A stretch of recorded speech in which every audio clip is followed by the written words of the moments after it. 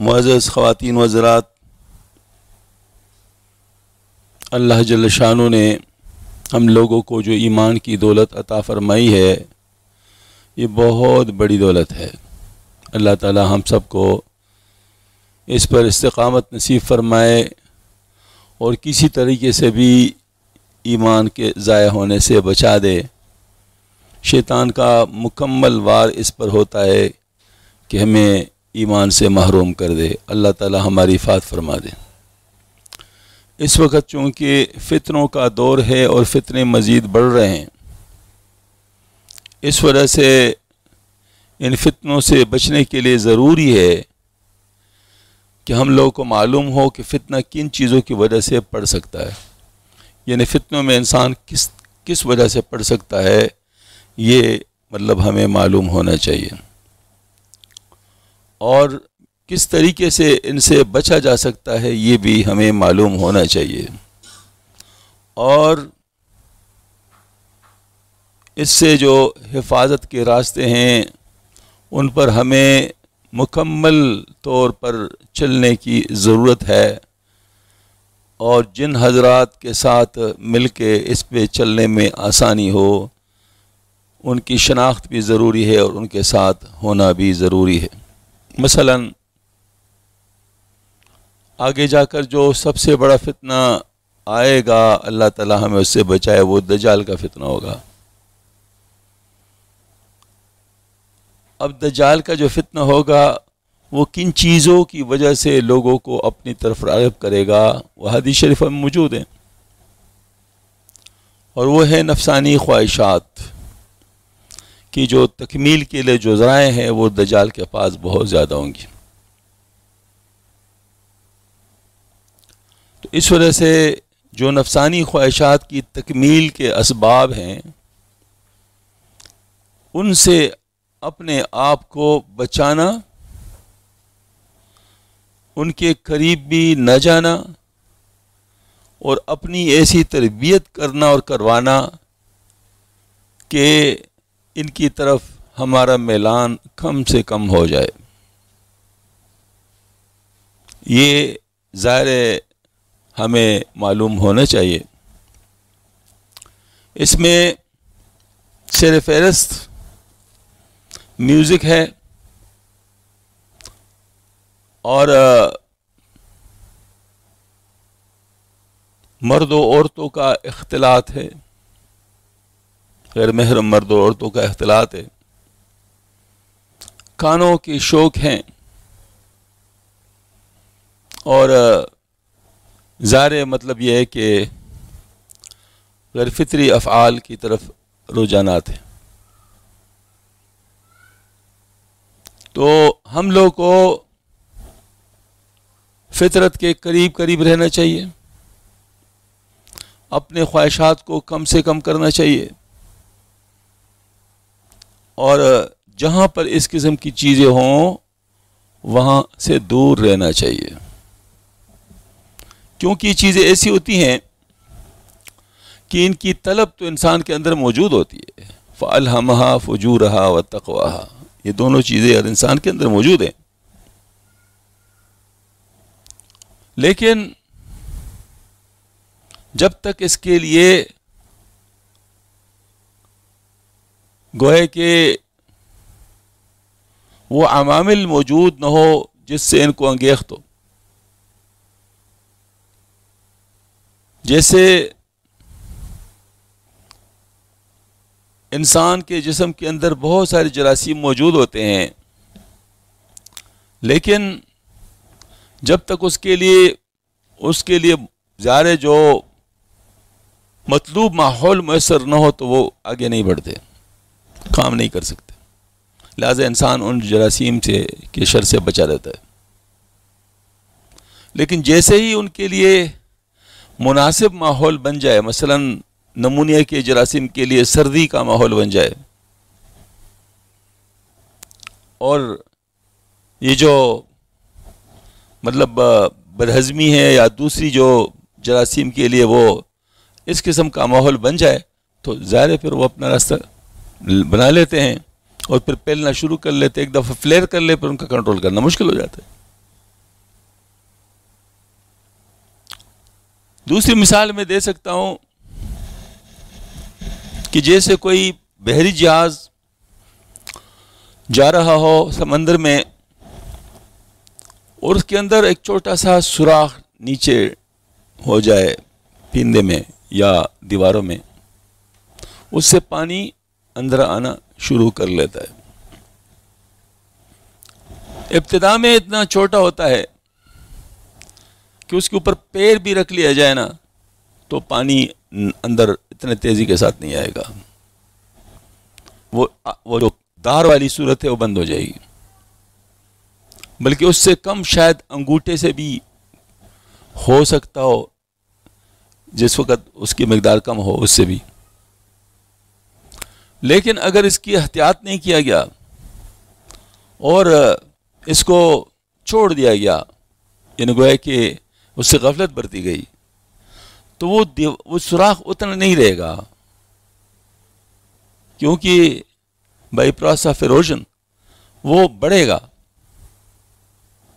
اور وہ سوراخ بڑھتا جائے گا۔ اب مثال کے طور پر وہ سوراخ 1 انچ ہو گیا، اس سے جتنا پانی آئے گا اندر، اس کو نکالنے کا سامان شاید جہاز والوں کے پاس موجود ہو۔ ادھر سے پانی آ رہا ہوگا، ادھر پانی باہر پھینک رہے ہوں گے، اور اتنے دن میں اتنے وقت میں مرمت بھی ہو سکتی ہے۔ لیکن اگر 2 انچ بن گیا پھر زیادہ تیزی کے ساتھ پانی نکالنا ہوگا، 3 انچ بن گیا تو اس سے زیادہ تیزی کے ساتھ پانی نکالنا ہوگا اور مرمت مشکل ہوتی جائے گی، اور اگر 5-6 انچ ہو گیا تو پھر جہاز کے بس سے باہر ہو جائے گا، اور پھر جہاز والے اپنے مرکز کو اطلاع کر دیں گے کہ بس جہاز ڈوبنے والا ہے، اب ہمارے لیے کشتیاں بھیجو، ہیلی کاپٹر بھیجو تاکہ لوگوں کو بچایا جا سکے۔ اگر وہ نہیں آئے تو جہاز بما ساز سامان بما سارے افراد کے ڈوب سکتا ہے۔ ایسا ہوتا ہے۔ تو اسی طریقے سے یہ جو فتنے ہیں یہ موجود ہے، اس کے جو عوامل ہیں موجود ہیں، لیکن مناسب ماحول اگر آپ دینا شروع کر لیں گے، آپ اس سے بے پرواہ ہو جائیں گے تو یہ بڑھتے بڑھتے اس حد تک ہو جائیں گے کہ پھر آپ نہیں کنٹرول کر سکیں گے۔ گھروں کی بات میں بتا رہا ہوں، گھروں میں ایسا ہوتا ہے، آپ غافل ہوتے ہیں اپنے بچوں سے، سمجھتے ہیں ابھی بچے ہیں، ابھی بچے ہیں، ابھی بچے ہیں، ابھی بچے ہیں، اور جس وقت معاملہ آخر میں پہنچ جاتا ہے پھر وہ بچے نہیں رہتے، پھر وہ حال ہو جاتا ہے کہ پھر اپنے والدین کو تگنی کا ناچ نچا دیتے۔ ایسے ہی ہوتا ہے۔ پھر اس کے بعد کوئی اس میں کوئی خیر کی بات نہیں سامنے آتی، بغاوت۔ ہاں جی، اس طریقے سے اور بھی حالات مطلب ہمارے معاشرے کے اندر ہو سکتے ہیں کہ بگڑتے بگڑتے ایک آؤٹ آف کنٹرول ہو جاتے ہیں۔ اب دیکھ لیں یورپی ممالک میں، امریکہ میں قانون چونکہ کافی ٹائٹ ہے تو لہٰذا لوگ اس قانون پر عمل کرتے ہیں، لیکن اگر اندھیرا ہونے کی وجہ سے یا کسی وقت اتنے لوگ نکل آئے کہ ان کو کنٹرول کرنے کے لیے ان کے پاس پولیس نہ ہو یا آرمی نہ پہنچ سکے، پھر اس وقت وہ جو مطلب وہ بگدڑ مچاتے ہیں، وہ ہمیں معلوم ہے کہ پھر کیا ہوتا ہے۔ ابھی ریسنٹلی ہوا ہے، امریکہ میں ہوا ہے، دوسری جگہوں پہ ہوا ہے، تو اس کا مطلب پھر آؤٹ آف کنٹرول ہو جاتا ہے۔ چوہا گھر کے اندر جب تک نہیں آیا اس کا روکنا آسان ہے، ایک دفعہ گھر کے اندر آیا پھر اس کا باہر نکالنا آسان نہیں ہے، پھر آپ کا پورے جو گھر کا نظام ہے وہ سارا تہس نہس کرے گا، پھر شاید آپ اس کو مار سکے۔ ہاں جی، پتہ نہیں کبھی کرسی کو اٹھائیں گے، کبھی ٹیبل کو اٹھائیں گے، کبھی فریج کو اٹھائیں گے، کبھی کیا کریں گے، کبھی کیا کریں گے، وہ ایک جگہ سے دوسری جگہ سے تیسری جگہ جائے گا اور مصیبت آپ کے لیے بڑھتی جائے گی۔ ایسے ہی ہوتا ہے۔ تو اس کا مطلب ہے کہ ہم لوگوں کو فتنوں سے بچنے کے لیے بہت زیادہ ہوشیاری کی ضرورت ہے۔ بہت وقت سے پہلے ہمیں بانپنا چاہیے اور اس کے جو خلاف ہے مطلب جو ہے نا وہ دفاعی تدابیر کرنی چاہیے، یہ ضروری ہے۔ اب میں عرض کرتا ہوں، ایمان کے بعد سب سے بڑی دولت جو ہے وہ ہماری اجتماعیت ہے۔ ہماری اجتماعیت کو اگر نقصان پہنچے گا تو ہمارا ایمان بھی خطرے میں پہنچ جائے گا۔ یعنی جب تک ہم لوگ جمے رہیں گے ایک دوسرے کے ساتھ مل کے اور تفرقے سے بچیں گے تو اس وقت تک ہمارے ایمان بھی محفوظ ہوں گے، ہمارے اعمال بھی محفوظ ہوں گے۔ لیکن اگر ہماری جمعیت کے اندر دراڑ پڑ گئی، وہ تفرقے میں پڑ گئے، تو پھر بہت ہی خطرہ ہے ساری چیزوں کے خراب ہونے کا۔ اب یہ جو آیت کریم میں نے تلاوت کی، اس کو ذرا سن لیں۔ ہاں، اور سب مل کر خدا کی یعنی ہدایت کی رسی کو مضبوط پکڑے لینا اور متفرق نہ ہونا، اور خدا کی اس مہربانی کو یاد کرو جب تم ایک دوسرے کے دشمن تھے تو اس نے تمہارے دلوں میں الفت ڈال دی، اور تم اس کی مہربانی سے بائی بائی ہو گئے، اور تم آگ کے گڑھے کے کنارے تک پہنچ چکے تھے تو خدا نے تم کو اس سے بچا لیا۔ اس طرح خدا تم کو اپنی آیتیں کھول کھول کر سناتا ہے تاکہ تم ہدایت پاؤ۔ اس کا مطلب یہ ہے کہ یہ جو اللہ پاک نے ہم کو ایک بنایا ہے، مسلمان، ہاں جی، بھائی بھائی بنا دیا ہے، اخوت اسلامی، وہ اللہ تعالیٰ جو ہمیں نصیب فرمایا ہے، اس کو کبھی بھی خراب نہیں کرنا چاہیے۔ ہم سب سے پہلے مسلمان ہیں، پھر بعد میں پاکستانی ہے، پھر بعد میں کوئی پٹھان ہے، کوئی پنجابی ہے، کوئی۔ اگر اس ترتیب کو الٹا کیا گیا تو تباہی ہے، اگر اس ترتیب کو الٹا کیا تو پوری تباہی ہے۔ اس وجہ سے ہماری جو اسلامی اخوت ہے وہ سب چیزوں پہ غالب ہونا چاہیے، سب چیزوں پہ غالب ہونا چاہیے۔ اب ذرا غور سے دیکھیں کشمیری بھائیوں کے ساتھ مسائل جو پیش آ رہے ہیں، اگر اسلامی اخوت نہیں ہو اور صرف ملکی باتیں ہوں تو پھر کیسے مطلب ان کی مدد کی جا سکے گی؟ ان کے لیے دل میں کوئی ظاہر مطلب ہوگا بھائی، ظاہر یہ اسلامی ہے جس کی وجہ سے ہم ان کے لیے دل میں محبت رکھتے ہیں، ان کے لیے سوچتے ہیں، ان کے لیے دعائیں کرتے ہیں۔ یہ صرف اور صرف دینی بھائی چارہ ہے اور کوئی بات نہیں ہے۔ لہذا فلسطین کے لیے، کشمیر کے لیے اور چچنیا کے لیے، برما کے مسلمانوں کے لیے یہ جو ہمارے دلوں کے اندر جذبہ ہے، اس کو قائم رہنا چاہیے۔ دیکھیں، اول تو انسان کو یعنی ہاتھ سے مدد کرنی چاہیے، نہیں کر سکتے تو بات سے مدد کرنی چاہیے، نہیں کر سکتے تو دعا کے ذریعے سے تو کر سکتے ہیں۔ مطلب یہ کہ دعا کرنی چاہیے ان کے لیے، اللہ تعالیٰ دعائیں بھی قبول فرماتے ہیں، ان کے لیے آسانیاں پیدا فرمائیں گے، رستے ان کے لیے بنائیں گے۔ گویا کوئی نہ کوئی رستہ ان کے لیے، مدد کے لیے کوئی نہ کوئی بننا چاہیے۔ تو یہ ہمارے یہ بات ہے کہ ہم لوگ چھوٹی چھوٹی باتوں پر جب اس اجتماعیت کو خراب کریں گے تو بہت خطرناک بات ہے۔ اب ایک بات میں عرض کرتا ہوں، وہ جو چیز تفرقہ پیدا کرے گی وہ کتنی خطرناک ہوگی۔ تفرقہ خطرناک چیز ہے نا، ثابت ہو گیا کہ تفرقہ خطرناک چیز ہے۔ تو جو چیز تفرقہ پیدا کرے گی وہ کتنی خطرناک ہوگی۔ لہذا تفرقہ سے بچنا چاہیے۔ اب میں بتاتا ہوں کہ تفرقہ کیسے پیدا ہوتا ہے۔ دیکھیں، اللہ ایک ہے،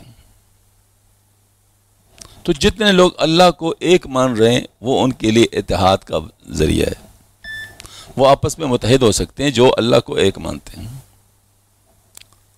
پھر اس کے بعد آپ صلی اللہ علیہ وسلم کو جو لوگ آخری پیغمبر مانتے ہیں وہ ان کے لیے اتحاد کا ذریعہ ہے، یعنی وہ سب جو ہے نا وہ مسلمان جو آپ صلی اللہ علیہ وسلم کو آخری نبی مانتے ہیں وہ ایک ہے۔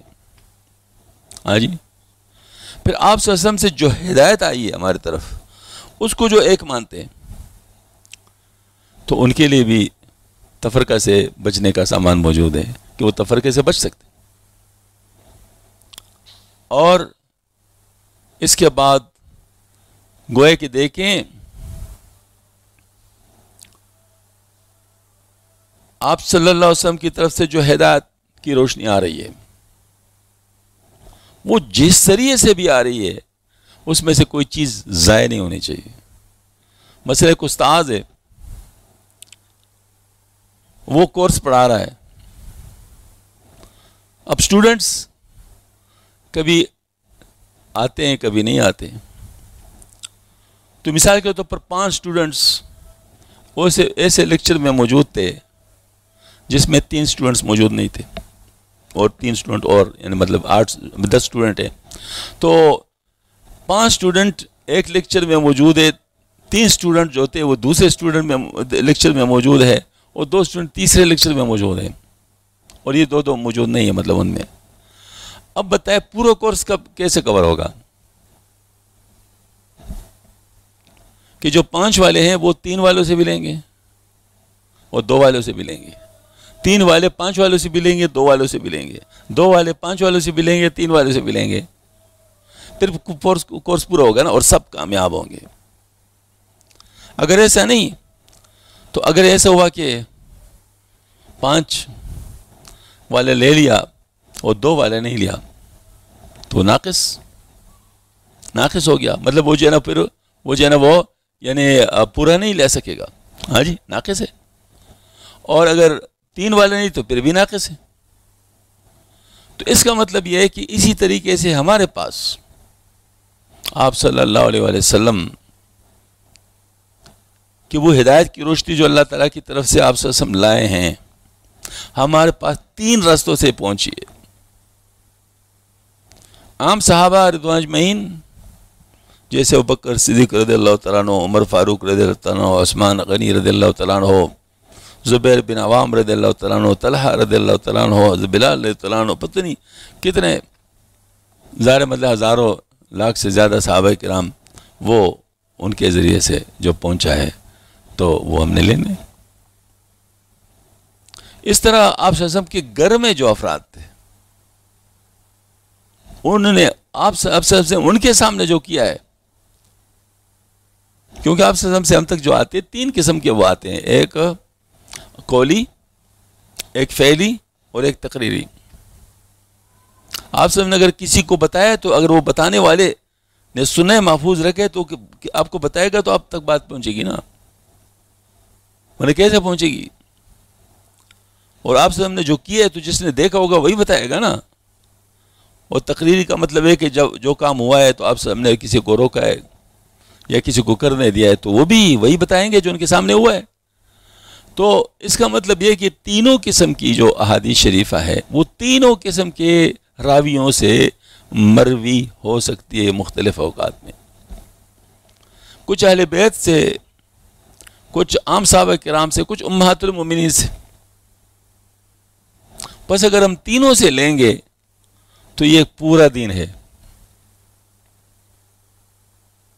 یہ پورا دین ہے. اور اگر ہم تینوں سے نہیں لیں گے، کسی سے لیں گے کسی سے نہیں لیں گے تو کیا ہے؟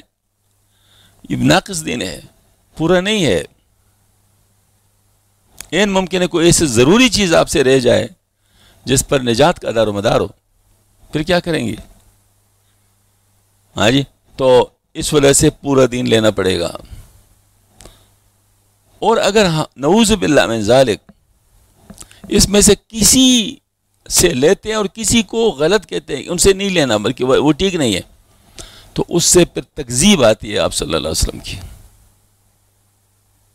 کیونکہ آپ صلی اللہ علیہ وآلہ وسلم نے جن کے بارے میں ارشاد فرمایا ہے کہ ایسے اور ایسے عائشہ صدیقہ رضی اللہ عنہا کے بارے میں فرمایا ہے، یا حضرت علی کرم اللہ وجہ کے بارے میں جو فرمایا ہے، فاطمہ رضی اللہ عنہا کے بارے میں جو فرمایا ہے، حسنین کریمین کے بارے میں جو فرمایا ہے، یا ابوبکر صدیق رضی اللہ عنہ کے بارے میں جو فرمایا ہے، عثمان رضی اللہ عنہ، عمر رضی اللہ عنہ کے بارے میں فرمایا، یا باقی صحابہ کے بارے میں جو فرمایا ہے. اب اگر اہل بیت کو ماننے والے عام صحابہ کی روایت نہیں لیتے، ان کو غلط کہتے ہیں، تو آپ صلی اللہ علیہ وسلم کی بات کی تکذیب کر دی. جو نے ابوبکر صدیق رضی اللہ عنہ کے بارے میں فرمایا ہے، عمر رضی اللہ عنہ کے بارے میں فرمایا ہے، اس کی نعوذ باللہ من ذالک تکذیب کر دی لوگوں نے. ہاں جی، تو ظاہر پر اس کو کیا ملے گا؟ جو آپ صلی اللہ علیہ وآلہ وسلم کی بات کو کا انکار کرے تو اس کو کیا ملے گا؟ کچھ بھی نہیں ملے گا، وہ تو تباہ ہو گیا. چاہے وہ اہل بیت والی بات ہو، چاہے صحابہ والی بات ہو، چاہے امہات المومنین والی بات ہو، تو جو بھی ہوگا وہ تباہ ہو جائے گا. اس وجہ سے ہر شخص کو یہ بات پیش نظر رکھنا چاہیے کہ میں کہیں ایسے گروہ میں تو نہیں ہوں جو کسی قسم کے جو راوی ہیں ان کے خلاف ہیں. یہ بہت خطرناک بات ہے، یہ بہت خطرناک بات ہے. اس وجہ سے جو ہے نا مطلب ہم لوگوں کو بہت ہی زیادہ احتیاط کرنا پڑے گا، اور کبھی بھی جو ہے نا مطلب ہے کہ ہمیں وہ یعنی وہ نہیں کرنا چاہیے. کسی بھی جو قسم کے جو حضرات ہیں، راوی ہیں، ان سے انکار نہیں کرنا چاہیے، کیونکہ آپ سے ہم نے اگر ان کی تصدیق فرمائی ہے تو ہم تکذیب نہیں کر سکتے. کوئی کرے گا تو نعوذ باللہ من ذلک وہ آپ سے ہم کی تکذیب ہوگی. آخر حضرت عمر رضی اللہ عنہ کے بارے میں جو باتیں فرمائی ہے ان کا انکار کیا جا سکتا ہے؟ جو بکر صدیق کے بارے میں بات فرمائی ہے ان کا انکار کیا جا سکتا ہے؟ اور انکار بھی کس قسم کی؟ ادھر ادھر ایک غیر مستند طریقے سے ایک بات سے، یا اگر مستند ہے تو اس کی تعویل کی جا سکتی ہو، یعنی مطلب اس کو صحیح بات کی طرف لوٹایا جا سکتا ہو. ان ساری چیزوں کی موجودگی میں پھر تو نہیں ہونا چاہیے نا. اللہ تعالیٰ ہماری حفاظت فرما دے. تو اب یہ ہے کہ ماشاءاللہ چونکہ میں یہاں بیٹھا ہوں، یعنی صحابہ کرام کو تو ہم مانتے ہیں الحمدللہ، اس میں تو کوئی مسئلہ نہیں ہے. صحابہ کرام کو تو ہم مانتے ہیں، امہات المومنین کو بھی مانتے ہیں. ہم میں جس بات کا ڈر ہے وہ صرف ایک ہے کہ کہیں نعوذ باللہ من ذالک، نعوذ باللہ من ذالک، نعوذ باللہ من ذالک، کچھ لوگوں کی ریئیکشن میں کہیں اہل بیت کی مخالفت میں تو ہم نہیں آ سکتے. ہمارے لیے خطرہ یہ ہے. کچھ لوگوں کے لیے خطرہ یہ ہوگا کہ امہات المومنین کی باتوں کے خلاف ہوں گے تو ان کو ان چیزوں کی اصلاح کرنی پڑے گی. کچھ لوگوں کا یہ ہے کہ وہ عام صحابہ کے خلاف مطلب ان کے لوگوں نے جذبات بنائے ہوں گے تو ان کو اس چیز کی اصلاح کی ضرورت پڑے گی. یعنی گویا کہ ہر شخص اپنے اپنی اصلاح کا سوچے. اب میں دوسروں کی غلطیوں کو دیکھ کر خود ایک غلطی میں مبتلا ہو جاؤں تو مجھے کیا فائدہ؟ مثال کے طور پر ایک شخص ہے، اس کو ہیپیٹائٹس ہے. اب اس کے ہیپیٹائٹس کے خلاف بات کر کے میں اپنی کینسر سے غافل ہو جاؤں تو مجھے فائدہ ہوگا؟ بھئی بات یہ ہے ہیپیٹائٹس خطرناک چیز ہے، لیکن کینسر کون سی خطرناک چیز نہیں ہے؟ وہ تو اس سے بھی زیادہ خطرناک ہے. اس وجہ سے مجھے دوسروں کی باتوں کی وجہ سے اپنے آپ کو غافل نہیں کرنا چاہیے. اپنی بات کا اپنے ذمہ داری کو رکھیں. اس وجہ سے میں صرف اپنے گھر کی بات کروں گا کہ مجھے کیا نقصان ہو سکتا ہے، مجھے کیا نقصان ہو سکتا ہے. کمال کی بات یہ ہے کہ دنیا کے معاملے میں ہم خود اپنے لیے حریص ہوتے ہیں اور اپنے آپ کو نقصان سے بچاتے ہیں، اور کبھی بھی دوسرے کے نقصان کے اوپر سوچ کر ہم اپنے نقصان سے غافل نہیں ہوتے. کبھی اسپتال میں آپ نے دیکھا ہو کہ کسی بیمار نے دوسرے بیمار کی وجہ سے اپنی بیماری کو بھول چکا ہو. صرف اس کو اپنی بیماری معلوم ہوتی ہے، باقی لوگوں کی کوئی بیماری بے شک اس کے دیکھتے ہیں وہ، لیکن سرسری نظر اس پہ جاتا ہے، اس سے وہ اثر نہیں لیتا. اثر لیتا ہے تو کس چیز سے لیتا ہے؟ اپنی بیماری سے اثر لیتا ہے. اس وجہ سے ہر انسان خود اپنے آپ کا ذمہ دار ہے. مجھے کیا نقصان ہو سکتا ہے؟ تو بات یہ ہے کہ یہاں پر چونکہ مجھے ان چیزوں کا نقصان ہو سکتا ہے اہل سنت والجماعت میں ہونے کی وجہ سے، کہ ممکن ہے کسی کی ریئیکشن کی وجہ سے اہل بیت کے بارے میں کچھ لوگوں نے زہر پھیلایا ہو، تو ان سے ہم اپنے آپ کو بچائیں. یہ ہمارے لیے ضروری ہے. اب دیکھیں صحابہ کرام کے بارے میں جو آپ صلی اللہ علیہ وسلم کے ارشادات مبارک ہے وہ تو سبحان اللہ ہم مانتے ہیں، پہلے سے مانتے ہیں. مثلا آپ صلی اللہ علیہ وسلم نے فرمایا ہے ما انا علیہ واصحابی، جس پر میں ہوں اور جس پر میرے صحابہ ہیں، تو کیا ہے مطلب یہ ہے کہ جو ایسے ہوں گے تو وہ بچیں گے. ما انا علیہ واصحابی،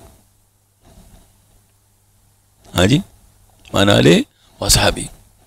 تو یہ بات امہات المومنین کے بارے میں، عائشہ صدیقہ رضی اللہ عنہا کے بارے میں جو آپ صلی اللہ علیہ وسلم نے فرمایا بصر و چشم، اس طریقے سے جو حدیث کبریٰ رضی اللہ عنہ کے بارے میں فرمایا بصر و چشم، ہاں جی، یہ ساری باتیں تو پہلے سے ہمیں معلوم ہے، لہٰذا اس کے بارے میں تو ہمیں الحمدللہ خطرہ نہیں ہے۔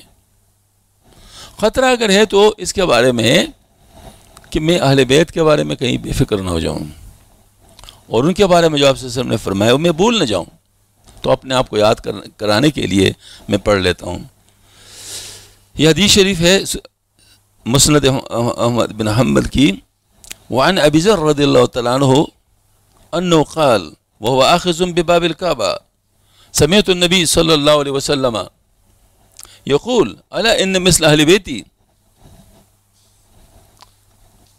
ألا إن مثل أهل بيتي فيكم مثل سفينة نوح من ركبها ومن تخلف عنها هلك۔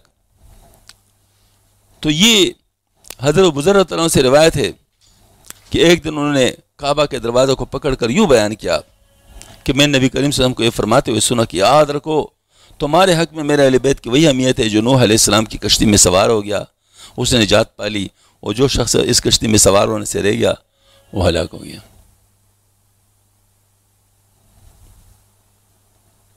اب امام محمد بن حنبل رحمۃ اللہ علیہ سنت الجماعت میں سے ہے نا، امام ہے، فقیہ بھی ہے، محدث بھی ہے، انہوں نے اس حدیث شریف کو روایت کیا ہے۔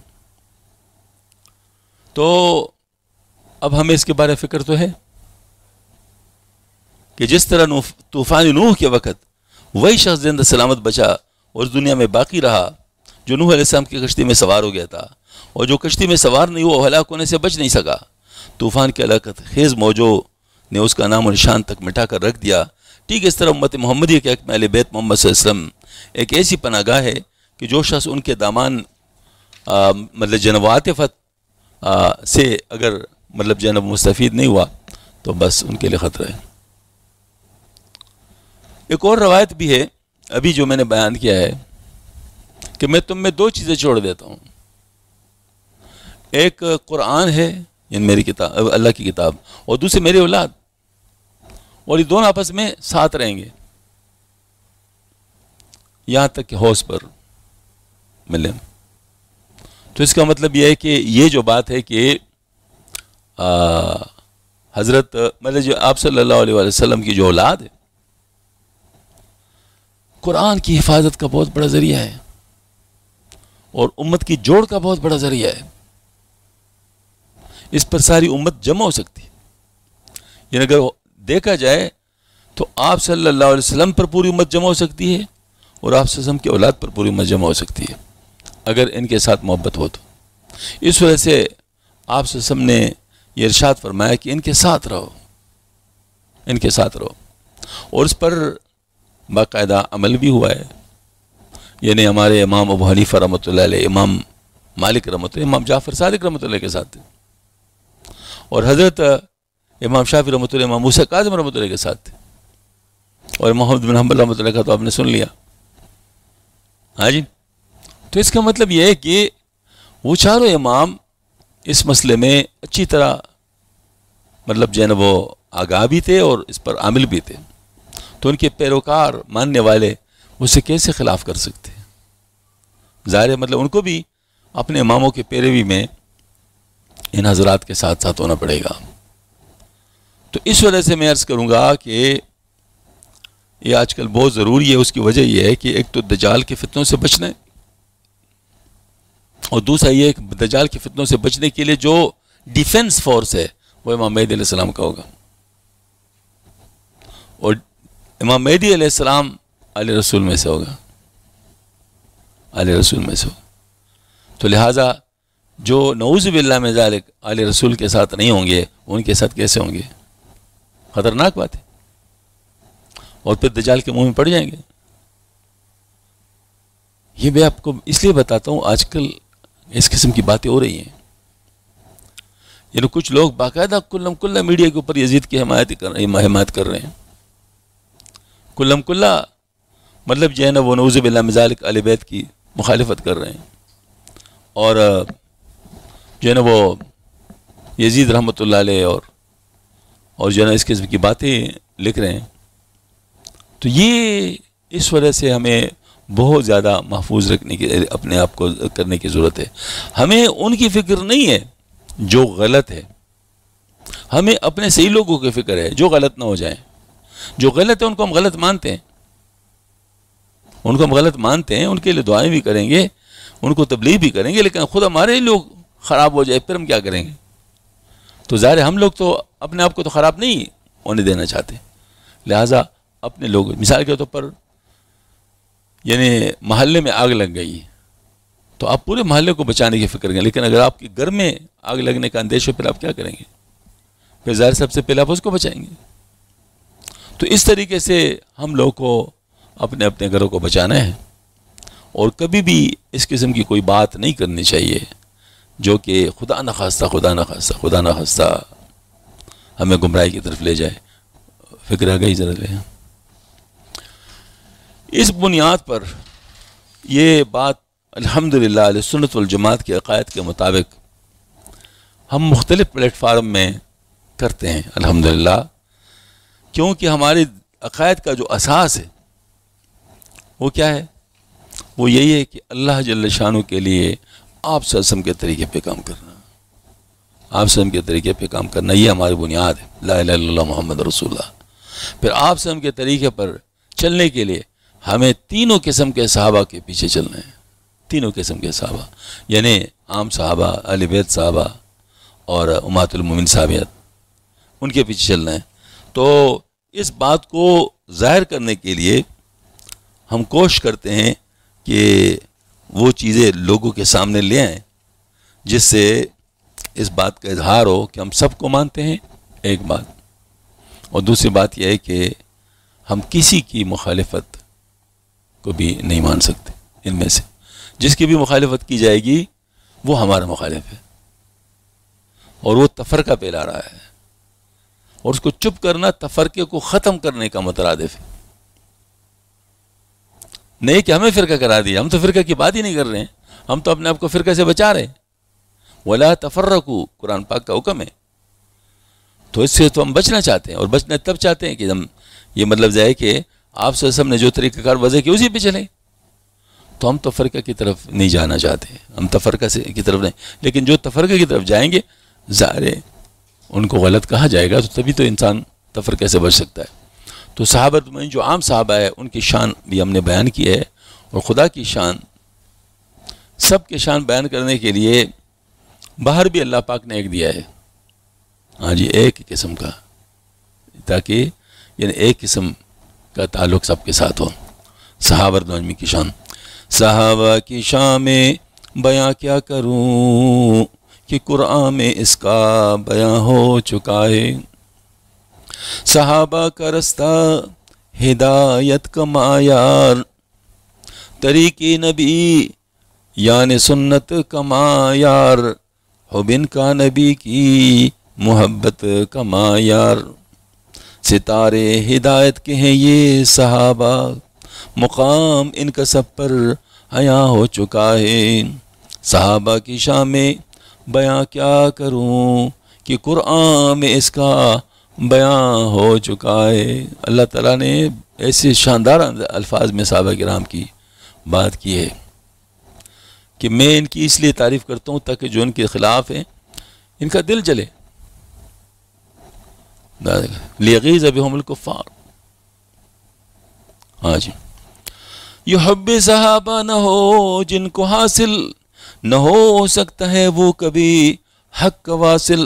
یہ حق اور باطل کہے ایک فاصل, جو بغض صحابہ کا داعی بنے تو جو شرح وہ ان میں جواں ہو چکا ہے. صحابہ کی شان میں بیاں کیا کروں کہ قرآن میں اس کا بیاں ہو چکا ہے. عقیدہ صحابہ کا اصلی عقیدہ جو ہے مختلف, اس سے ہے سر بریدہ کہ باقی شنیدہ ہے اور وہ ہے دیدہ. جو غیر انبیاء سے ہیں افضل یہ سارے کہ رب ان پہ یوں مہرباں ہو چکا ہے. بالکل کری کری باتیں ہیں. صحابہ رضوان کا عقیدہ اصلی عقیدہ ہے، کیونکہ انہوں نے براہ راست لیا ہے. جو بھی لوگ ان سے کٹ گئے وہ ان کا کچھ بھی نہیں رہے گا، سربریدہ ہو جائیں گے. کیونکہ باقی لوگ سن کر لیتے ہیں اور وہ دیکھ کر لے رہے تھے، تو کیسے مطلب تھا. کبھی بھی صحابہ پہ تنقید نہ کرنا کہ بارے میں ان کے خدا سے ہی ڈرنا. جو ان سے کٹے ان کا کیسے سورنا. تباہی کے رستے کھلے واپس شبیر ظلم خود پہ ایسا. جہاں ہو چکا ہے صحابہ کی شان میں بیاں کیا کروں کہ قرآن میں اس کا بیاں ہو چکا ہے. الحمدللہ صحابہ رضوان کے بارے میں پکی بات آ گئی. اب اہل بیت کے بارے میں، اہل بیت کے لیے محبت کی بات ہے کہ اہل بیت کے ساتھ ہم محبت کریں. مقام اہل بیت کا بیاں کیا کروں، محبت کے آسماں کے تارے ہیں یہ. جو سمجھے کوئی دل میں شان رسول، جو محبوبوں نے خاندان رسول. ذرا پڑھ تو لینا فرمانی رسول ہے قرآن کے ساتھ اطرتی اس میں. جب وہی میں نے حدیث شریف جو سنائی تھی، ہے قرآن کے ساتھ اطرتی اس میں جب لائق اتباع کے پھر سارے ہیں یہ.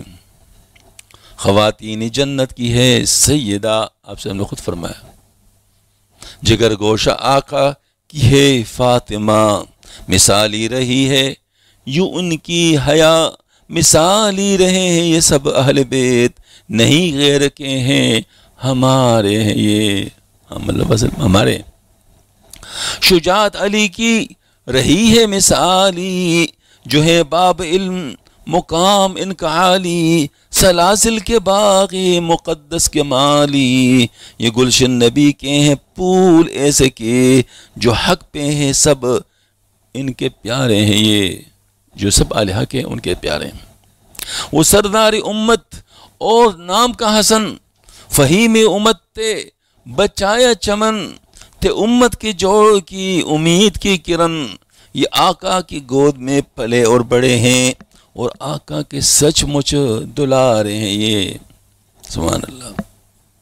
وہ شیر متقی، وہ حسین وہ نڈر، کہ حق کے لیے پیش کیا جس نے سر. جب آواز حق اس پہ تی منحصر، کیونکہ اس وقت اگر وہ نہ آواز کرتے پھر کون کرتے. رقم اپنے خون سے کی ہے داستان حق، عجب فکر حق کے نظارے ہیں یہ. نبوت ولایت یہاں دیکھ لو. ماشاءاللہ اہل بیت میں نبوت بھی ہے، آپ سے سب بھی ہے نا، نبوت بھی ہے اور ولایت بھی. نبوت ولایت یہاں دیکھ لو، یہ دل کا کچھ اور ہی جہاں دیکھ لو. شبیر ان کی قربانیاں دیکھ لو. سبحان اللہ. ہر موقع پہ قربانیاں اللہ تعالیٰ نے سے لی. ہاں جی. شبیر ان کی قربانیاں دیکھ لو.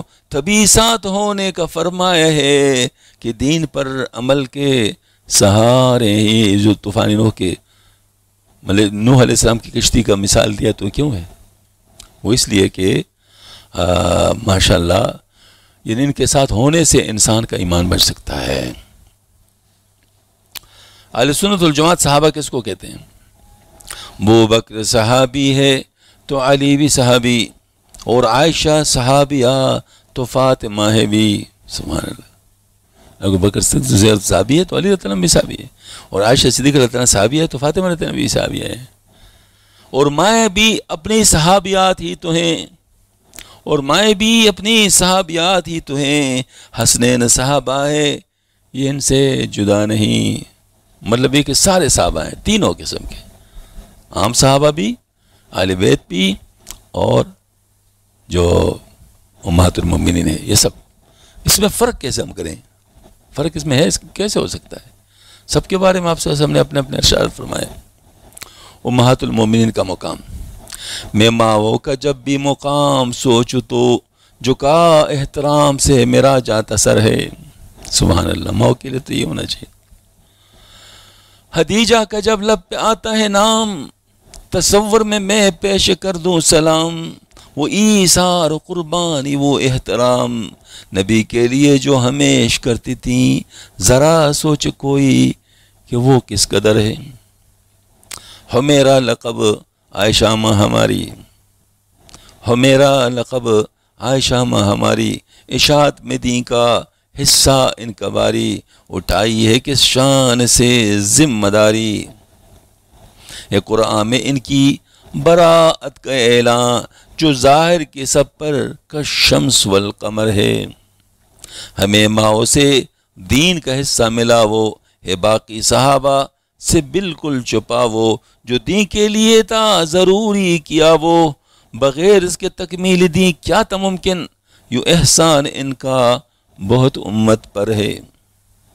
تو بھیجے ہم ان پہ شبیر اب سلام، رہے دل میں ان کے لیے احترام، ایصال ثواب کا بھی ہو اہتمام، کہ ماں کہا کہ مسلم وہ سمجھے شرافت کی جس کی کوئی کچھ نظر ہے۔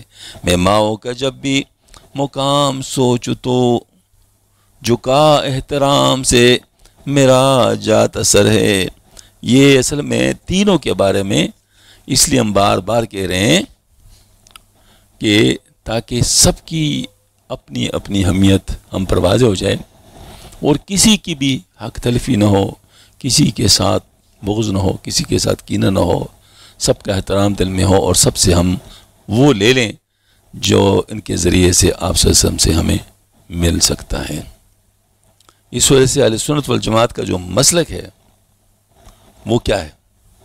قرآن اور سنت تو ہے معیار، یقیناً آپ صلی اللہ علیہ وسلم نے فرمایا، حدیث شریف ہے نا، میں تم میں قرآن چھوڑتا ہوں اور دوسری میری سنت، تو یہ معیار ہے۔ ہاں جی، قرآن اور سنت تو ہے معیار یقیناً، سنت اور صحابہ پہ ہے مدار یقیناً، کیونکہ یہ سنت جو ہے ان کو ایک قرآن کا پتہ ہمیں سنت سے چلے گا، اور سنت کا پتہ صحابہ سے چلے گا۔ سنت کی تشریح صحابہ کرتے ہیں، لہٰذا اگر سنت کی تشریح نہیں ہوئی تو قرآن کی بھی تشریح نہیں ہو سکے گی۔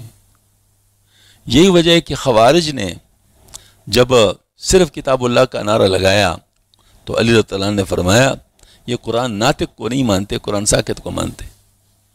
مطلب جو قرآن کی تشریح کرنے والے ہیں ان کو نہیں مانتے ہیں تو ان کو قرآن کا کیسے پتہ چلے گا؟ ہمیں پتہ ہے قرآن کہاں نازل ہوا ہے، کس کس موقع پہ نازل ہوا ہے، کس کس وقت کے لیے نازل، یہ ہمیں پتہ ہے، ان کو کیا پتہ ہے؟ تو بات یہی ہے کہ کچھ سنت کی تشریح صحابہ پر منحصر اور قرآن کی تشریح سنت پر منحصر، تو اس وجہ سے قرآن کی تشریح بھی صحابہ پر منحصر۔ سمجھ میں آ گئی نا بات؟ یعنی ہمارے اس کے بغیر گزارا نہیں ہو سکتا۔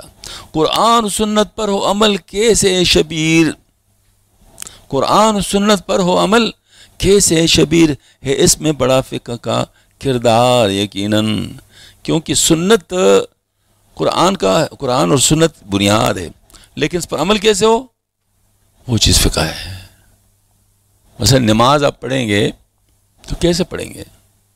وہ تمام قرآن کی آیتیں اور سنت کے جو خبریں ہیں یعنی احادیث شریفہ، اس کو آپ جو اماموں نے اچھی طرح جو نمبر دیکھ بھال کر کے وہ ہمارے لیے جو نماز کا صورت بنائی ہے وہ ہم ظاہر اس طرح نماز پڑھیں گے۔ ہاں جی، صحابہ بتا رہے بطور شارح قرآن و سنت، سب مل کے صحابہ ہے بڑی شان ہے ان کی، سنت کے شارح ہے یہ پہچان ہے ان کی، سنت پہ عمل ان کی ہی تشریح سے ممکن، قرآن کے سمجھنے پہ لگی جان ہے ان کی۔ اہل سنت والجماعت کون ہے؟ قرآن کی تشریح ہے سنت پہ منحصر، تشریح میں سنت کے صحابہ ہے معتبر، ہے اہل سنت والجماعت وہ کہ جو چلیں تینوں گروہ صحابہ کی تشریح کو لے کر۔ مطلب یہ ہے کہ تینوں گروہ کے صحابہ جو ہیں ان کی تشریح کو جو لوگ کے چلنے والے وہ کون ہیں؟ وہ اہل سنت والجماعت ہے۔ الحمدللہ ہم اہل سنت والجماعت ہے، اس وجہ سے ہم پر فرقہ واریت کا کبھی بھی لیبل نہیں لگایا جا سکتا۔ ہم جو کہہ رہے ہیں سب کا کہہ رہے ہیں، فرقہ واریت تو وہ پھیلا رہے ہیں جو ان میں سے کسی کا کہہ رہے ہیں کسی کا نہیں کہہ رہے، کسی کے مخالف ہے کسی کے موافق ہے، ہم وہ نہیں ہیں، ہم سب کے موافق ہیں، ہم کسی کے مخالف نہیں ہیں، لہٰذا ہمارا طریقہ کار بالکل واضح۔ صحابہ رضوان سے بغض، اور دشمنی بھی ان کی بہت سخت ضلالت کرتے جو دشمنی ہے ان سے اس پہ حیرت، من ابغضہم کو بھی بغضی سے جوڑ لو۔ آپ صلی اللہ علیہ وسلم نے کیا فرمایا؟ من بغضی ابغضہم، جو ان کے ساتھ بغض رکھتے ہیں وہ اصل میں میرے ساتھ بغض رکھتے ہیں، اس کی وجہ سے ان کے ساتھ بغض رکھتے ہیں۔ اب ذرا غور کر لو کہ کیا مسئلہ بنتا ہے۔ من ابغضہم کو بھی بغضی سے جوڑ لو، پھر دیکھ لے کہ ان سے بغض کتنی حماقت، ان سے بغض کتنی حماقت ہے۔ اللہ تعالیٰ ہماری حفاظت فرمائے۔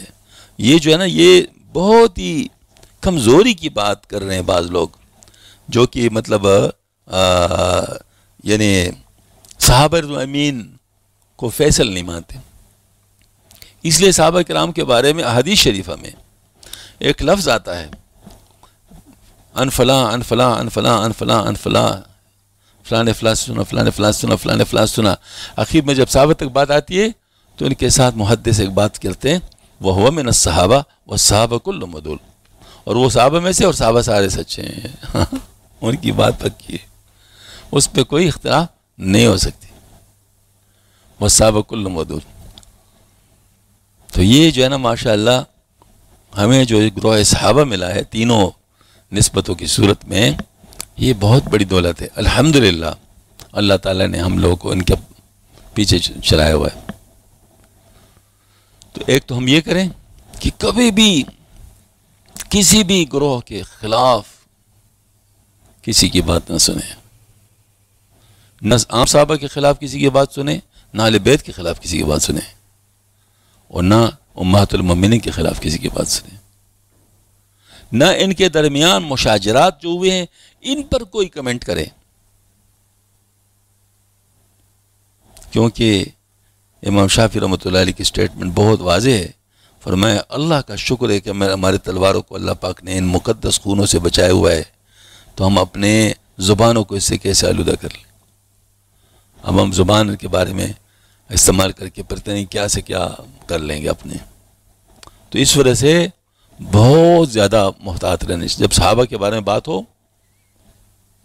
زبان سنبھال کر بات کرو، کیونکہ آپ صلی اللہ علیہ وسلم نے ان کو اپنے اوپر لیا ہے، صحابہ کی بات کو آپ صلی اللہ علیہ وسلم نے اپنے اوپر لیا ہے، اور اللہ جل شانہ نے ان کی ایسی شاندار تعریف کی ہے کہ آخر میں فرمایا میں ان کی تعریف اس لیے کر رہا ہوں لیغیظ بہم الکفار، لیغیظ بہم الکفار، تاکہ کفار کے دل جلاؤں۔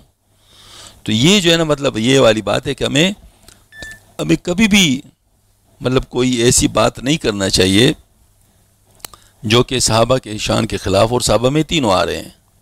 یہ میں بار بار اس لیے کہہ رہا ہوں تاکہ یہ چیز ہمارے ذہن میں اس طرح بیٹھ جائیں کہ کسی حالت میں بھی جو نا مطلب یہ ہم سے بھول نہ جائے، ورنہ اس کے بھول جانے سے بہت مسائل ہو سکتے ہیں، بہت سارے مسائل ہو سکتے ہیں۔ ہاں جی، یہ ہمیں بہت اچھی طرح سمجھ میں آنا چاہیے۔ اور میں نے جیسے عرض کیا کہ اس وقت فتنوں کا دور ہے، اور فتنوں کا دور جو ہے نا مطلب یہ ہے کہ اس میں اللہ نہ کرے کسی رخ سے بھی ہم فتنے میں پڑ جائیں تو بس ظاہر پر ہمارے لیے بہت خطرناک بات ہے۔ ہاں جی، جب صحابہ کی بات ہو تو زبان سنبھال کے، ہاں جی، اور اگر خدا نخواستہ تفرقے کی بات ہو تو اپنے آپ کو ہٹا لو، اپنے آپ کو بچا لو۔ بچانے کا طریقہ کیا ہے؟ ہم کہتے ہیں بھئی ہم تو سب کو مانتے ہیں۔ دیکھو فرقے کیسے بنے، کوئی قرآن مانتا ہے حدیث نہیں مانتا، فرقہ ہے۔ ہم قرآن بھی مانتے ہیں حدیث بھی مانتے ہیں۔ اچھا، کوئی صحابہ مانتے ہیں اہل بیت نہیں مانتے، فرقہ، ہم کہتے ہیں ہم صحابہ بھی مانتے ہیں اہل بیت بھی مانتے ہیں۔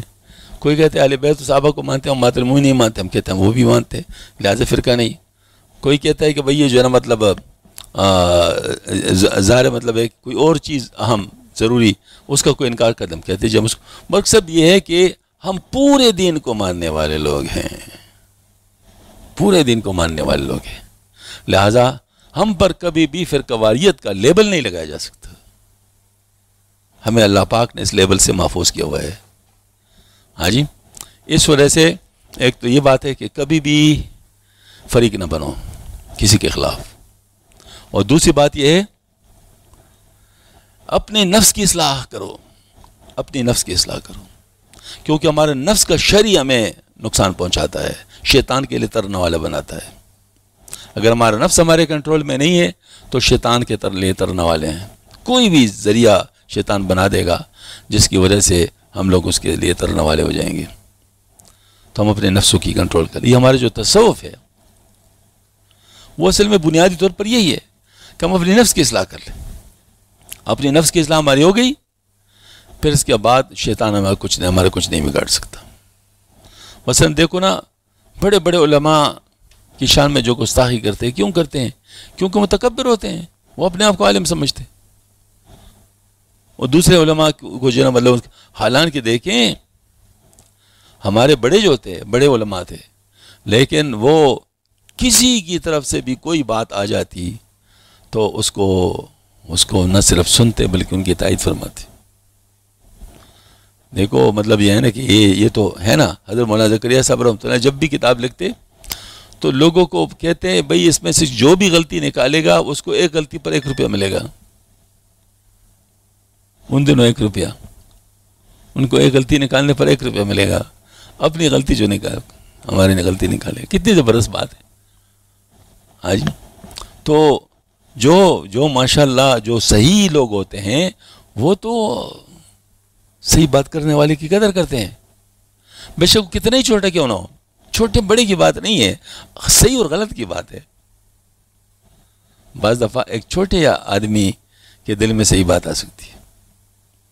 اور اب دیکھیں آپ صلی اللہ علیہ وسلم پیغمبر ہیں، آپ صلی اللہ علیہ وسلم کے پاس وہی آتی ہے، مشورہ ہوتا ہے کہ جو مدینہ منورہ پہ حملہ کرنے کے لیے کفار آ رہے ہیں، کیا کریں؟ سب نے اپنی اپنی رائے دی۔ سلمان فارسی رضی اللہ عنہ نے کہا کہ یا رسول اللہ، ہمارے علاقوں میں اس وقت بعض دفعہ اس طرح کیا جاتا کہ دشمن کا راستہ روک دیا جاتا ہے، یعنی خندق کے ذریعے سے کوئی رکاوٹ ڈال کر روکا جا سکتا ہے۔ آپ صلی اللہ علیہ وسلم نے ان کے مشورے کی تائید فرمائی۔ اور مدینہ منورہ ایک طرف سے محفوظ تھا، نہیں 3 طرف سے محفوظ تھا، ایک طرف خطرہ تھا، تو اسی طرف بہت بڑی چوڑی اور لمبی خندق کو دی گئی۔ حالانکہ وہ زمین اب بھی بہت سخت زمین ہے، لیکن ماشاءاللہ انہوں نے وہ خندق کو دی۔ اور اس وقت تو یہ گھوڑوں ووڑوں کی بات تھی تو کیسے آتے؟